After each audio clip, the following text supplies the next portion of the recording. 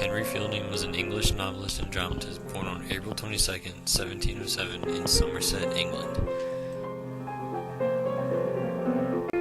When he was 11, his mother died, and after his father remarried, Fielding was sent off to Eton College at the age of 12.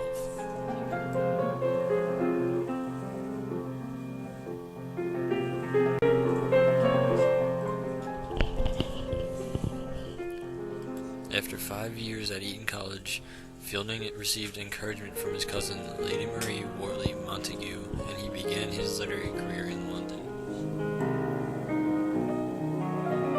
In 1728, Fielding attended the University of Leyden to expand his knowledge on classical literature. Upon his return to England, he devoted himself to writing plays. Under the pseudonym Scribulus Secundus, he wrote comic satirical plays, and he became the most successful playwright in British theatre for many years. By 1730, Fielding had 4 plays produced, including Tom Thumb, which is his most famous drama. In 1736, Fielding took over management of the New Theatre, and Fielding was happy with his life for several years. Unfortunately, his continued burlesque satirizing the government caught the attention of Prime Minister Sir Robert Walpole, and Fielding's activities in the theatre were ended. After this, Fielding became editor of the magazine Champion. Between 1729 and 1737, Fielding wrote 25 plays, but his most famous work came from his novels, The History of Tom Jones, a Foundling, and The History of the Adventures of Joseph Andrews. Since Fielding wrote so much about political corruption and constantly satirized politics, he used several pen names such as Sir Alexander Drawcancer, Scribulus Secundus, and Captain Hercules Vinegar. But after the Theatrical Licensing Act of 1737, theatrical satire was impossible.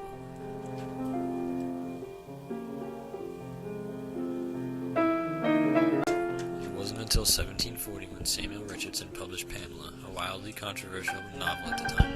This spurred Fielding's imagination, and he published Shamala, which is a parody of Pamela, in 1741.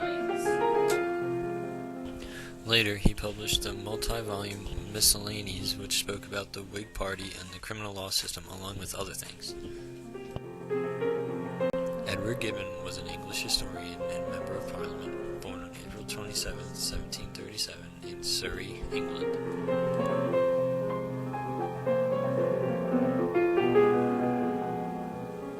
At the age of 9, Gibbon was sent to Dr. Waterston's school in Kingston. After that, Gibbon attended Westminster School and lived in the boarding house owned by his Aunt Kitty, Catherine Porton. At the age of 15, his father sent him to Magdalen College in Oxford, but Gibbon was ill-suited to the college atmosphere. The only thing Gibbon yielded from his time at Oxford was his conversion to Roman Catholicism in 1753. After he converted, Gibbon was sent to live with Daniel Pavillard in Switzerland. A year and a half later, after his father threatened to disown him, he reconverted to Protestantism in 1754. He stayed with Pavillard for 5 years, and he expanded his learnings by studying the works of Hugo Grotius, Samuel von Pufendorf, John Locke,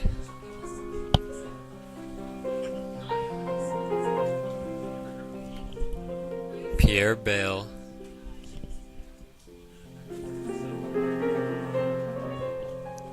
and Blaise Pascal.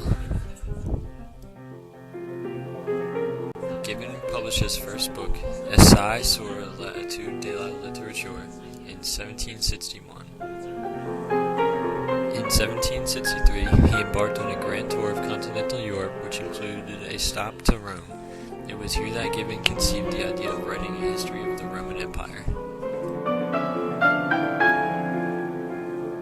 It was at Rome, on the 15th of October, 1764, as I sat musing amidst the ruins of the capital, while the barefooted friars were singing vespers in the temple of Jupiter, that the idea of writing the decline and the fall of the city first started in my mind, said Gibbon.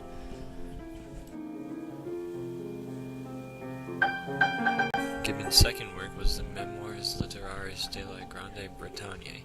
It was a 2-volume set of literary and social conditions of England. Gibbon returned to England in 1765. In 1770, he began working on the history of the decline and fall of the Roman Empire. He published the first volume in 1776, and the public eagerly read it and loved it. Volumes 2 and 3 were published in 1781, and Volume 4 in 1784, and by 1787, the 5th and 6th volumes were complete as well.